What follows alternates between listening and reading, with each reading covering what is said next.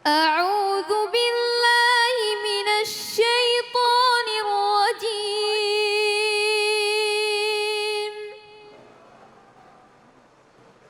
بسم الله الرحمن الرحيم.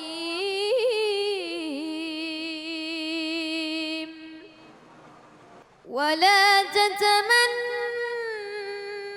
ما فضل الله به بعضكم على بعض للرجال نصيب مما اكتسبوا وللنساء نصيب مما اكتسبن واسألوا الله من فضله إن الله كان بكل شيء عليما.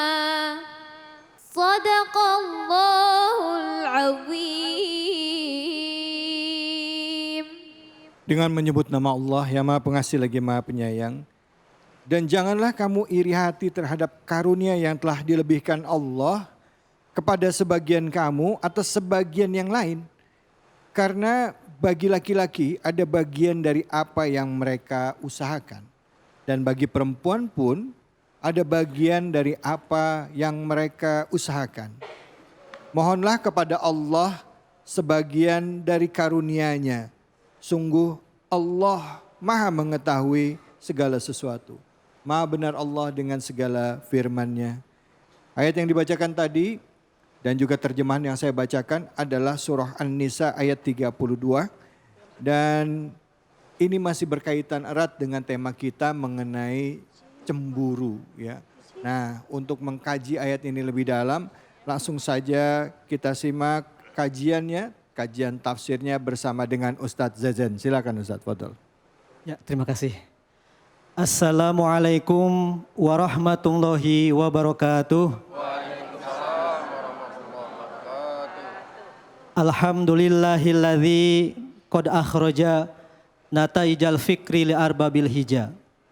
Amma ba'd. Ibu-ibu damang? Alhamdulillah. Alhamdulillah. Bapak-bapak damang? Alhamdulillah. Alhamdulillah. Alhamdulillahirabbil alamin. Para pemirsa Cahaya Hati Indonesia yang dirahmati Allah Subhanahu wa taala, sebagaimana yang sudah tadi kita dengarkan lantunan ayat suci Al-Qur'an surat An-Nisa ayat 32, asbabun nuzul. Tahu enggak asbabun nuzul? Ya. Asbabun nuzul itu kronologis, asal usulnya turunnya ayat Al-Qur'an ini An-Nisa ayat 32 adalah ada keterangan dalam tafsirnya di sini Ummi Salamah. Ummi Salamah itu termasuk salah satu istri Kanjeng Nabi. Istri Kanjeng Nabi ada berapa? Ada 11. Ya, bapak-bapak ada yang minat 11? Ibu-ibu gimana? Ridho ikhlas? Oh enggak ikhlas ya. Jadi ini Ummi Salamah merasa ya wala tatamannau, mengharap ya andaikan saya seperti laki-laki saya akan bisa berjihad. Jihad itu pahalanya identiknya dengan kaum laki-laki. Kemudian Ummi Salamah itu mengandai-andaikan, andaikan saya sebagai laki-laki maka saya akan berjihad dan saya akan mendapatkan pahala sebagaimana para lelaki-laki. Artinya apa? Dalam ayat wala tatamannau. Tatamannau diambil dari kata tamana. Tamana itu tamani. Tamani itu artinya mengharapkan sesuatu yang tidak akan terjadi. Jadi kita berharap, kita bermimpi, tapi mimpi itu tidak akan terjadi, Ibu. Ada enggak mimpi yang tidak akan terjadi sama sekali? Bu? Ya. Pak? Ya. Pernah bermimpi enggak? Pernah mimpi apa? Oh, mimpi apa aja ya. Ya, kalau ada seseorang yang bermimpi punya impian, harapan tapi tidak terjadi, itu namanya tamani. Seperti halnya ada ya kutipan sedikit syair. Ada orang tua renta ketika berjalan melihat ya bayi yang sedang disusui oleh ya ibunya. Kemudian dia menghayal, dia bermimpi, dia berharap, aduh andaikan saya ya diulang lagi masa muda atau masa kecil seperti bayi itu, pasti saya bisa nenen susu lagi. Jadi berandai-andai masa tua pengen masa muda lagi. Ini tidak bisa terjadi. Ya, nggak bisa bim salah bim. Kalau sebalikannya antonim dari tamani adalah taroji. Taroji itu mengharapkan, berharap, bermimpi pada hal yang bisa terjadi. Kita berharap pengen sukses, bisa terjadi dengan ikhtiar dan doa. Kita pengen jadi orang pinter, kita pengen kaya dan sebagainya, bisa. Itu namanya harapan yang disebut dengan kata taroji. Ada tamani, ada taroji. Jadi dalam hal yang seperti ini di ayat An-Nisa 32 ini, Ummi Salamah bertamani, ya, seorang perempuan berubah menjadi seorang laki-laki. Ini tidak akan terjadi. Makanya di sini dijelaskan lagi oleh Allah, ma faddalallahu bihi ba'dakum ala ba'din. Jadi jangan sampai dalam hati kita berharap anugerah nikmat-nikmat yang Allah sudah berikan kepada sebagian satu, sebagian lain.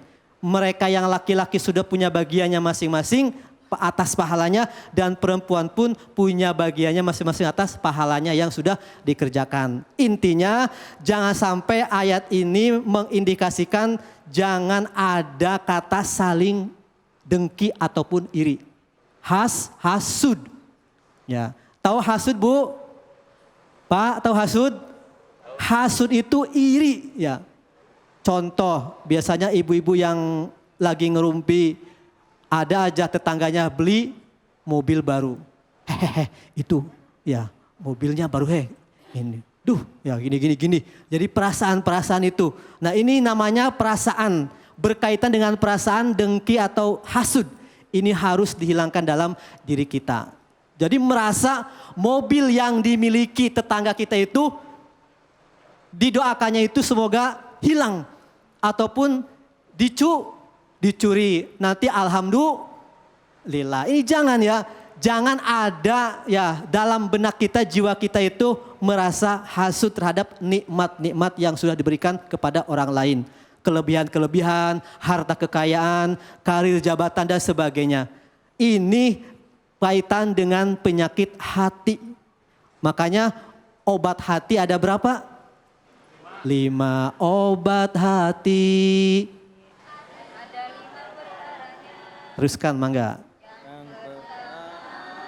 Baca. Yang kedua. Yang ketiga, pula dengan orang soleh.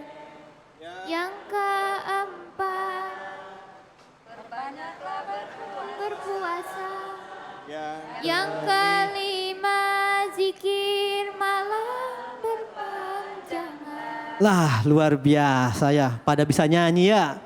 Semangat Bu, semangat Pak. Nih semangat sama otaknya sambil mengingat lirik tadi. Ya itu, Aduh, lagi. kita harus mengingat lagi kembali ya. Ya ibu-ibu, ingat-ingat obat hati itu ada 5. Di antaranya tadi sering berkumpul dan sebagainya. Artinya apa? Artinya penyakit yang ada dalam diri kita termasuk tamani ataupun berharap nikmat itu hilang dari orang lain ataupun beralih kepada diri kita, itu disebutnya hasud. Hasud sudah ada ya beberapa abad ataupun di dunia ini ketika Qabil dan Habil. Ini sifat yang sudah ada di zaman Nabi Adam alaihissalam. Artinya kita sebagai umat muslim harus senantiasa mensucikan hati kita dari sifat-sifat penyakit hati. Di antaranya adalah sifat hasud. Nah, ini hasud, jangan sampai. Mereka sudah dianugerahi oleh Allah masing-masing. Kita diberi nikmat, yang penting kita bersyukur. Kita menjadi qanaah supaya kita terhindar dari sifat hasud. Sebagian ba'dul hukama, sebagian ulama ahli hikmah telah berkata, barang siapa yang qanaah, barang siapa yang merasa cukup dalam hati kita, kita dikasih uang 10.000, alhamdulillah bersyukur. Kita dikasih sepeda, alhamdulillah. Kita dikasih istri 2, alhamdulillah. Hah? Astagfirullah, oh innalillah. Ya, innalillah. Ya. Ya, langsung saja Bu, ya Bapak langsung semangat ya. Dua-dua. Nah itu yang perlu kita garis bawahi. Jadi apapun nikmat anugerah yang sudah diberikan oleh Allah kepada kita selaku umat manusia, semuanya sudah tergoreskan oleh takdir Allah Subhanahu wa taala. Barang siapa yang ridho terhadap qada qadarnya Allah, maka dalam dirinya akan merasa menerima apa adanya. Oke, baik. Alhamdulillah, terima kasih banyak Ustaz Zazen. Silakan, ada yang mau bertanya, Ibu? Ya, silakan langsung. Ibu namanya siapa, pertanyaannya apa? Assalamualaikum warahmatullahi wabarakatuh. Waalaikumsalam warahmatullahi wabarakatuh. Ustadz, nama saya Ibu Nunung Wijaya dari Majelis Taklim Nurul Jannah Masjid Baitur Rahman, Wisma Jaya, Bekasi. Saya ingin bertanya, jika seandainya kita iri pada seseorang yang dekat dengan orang-orang yang soleh, apakah itu diperbolehkan? Mohon pencerahannya Ustadz, terima kasih. Assalamualaikum. Waalaikumsalam warahmatullahi wabarakatuh. Irinya sama orang yang dekat sama orang-orang soleh, boleh nggak nih? Ini dalam rangka ini kali Bu ya, perasaan ngelihat kesolehan orang gitu yang ngiri, masalah keimanan juga gitu. Mungkin boleh nggak sih gitu kira-kira Ustaz? Oke, terima kasih. Yang namanya kita berkumpul dengan orang-orang soleh, orang alim, tokoh agama, itu sangat-sangat penting, diperlukan untuk menjembatani kita mendekatkan diri kepada Allah. Ada orang yang selalu bergaul dengan kiai, dengan ustadz, dengan kiai-kiai ulama-ulama. Ini ya tergantung kita nilai dari sisi mana dulu. Kalau nilainya hati kita itu berpikirannya negatif, berarti itu yang disebut dengan hasud. Ya, wah kita negatifnya, wah ini nih orang yang selalu dekat dengan orang-orang soleh, sering hadir di majelis taklim. Wah ini semoga besok mati. Ya, semoga besok musibah. Nah ini kan namanya perasaan negatif akan menghilangkan ya sifat nikmat. Dengki kali ya Ustadz ya? Iya. Perasaan dengki kali ya? Iya, dengkinya. Beda sama cemburu sama dengki ya. Kalau dengki itu lebih kayak perasaan negatif kali ya, gitu ya Ustadz gitu, ya? Betul. Gitu ya? Tapi kan nanti kalau yang positif, kita perasaan positif. Waduh, itu ada kiai-kiai, apa orang-orang ataupun ibu-ibu yang selalu hadir majlis. Waduh saya juga pengen banget gitu. Nah ini kan merupakan sebuah motivasi ataupun hal yang teladan. Ini tidak masalah kalau perasaan positif. Jadi kalau misalnya ngelihat ada orang dekat dengan orang soleh, kita ngerasa kayaknya aduh kayak saya pengen kayak dia deh. Terus kita juga ikut juga kayak begitu tanpa harus menjatuhkan dia, tanpa harus menjelekkan dia. Ya itu boleh ya. Boleh. Gitu. Jadi kita memotivasi diri kita untuk juga bisa punya kebaikan seperti orang tersebut. Begitu ya Ustadz ya? Betul sekali. Gitu, baik. Alhamdulillah, gimana Ibu? Terjawab Ibu?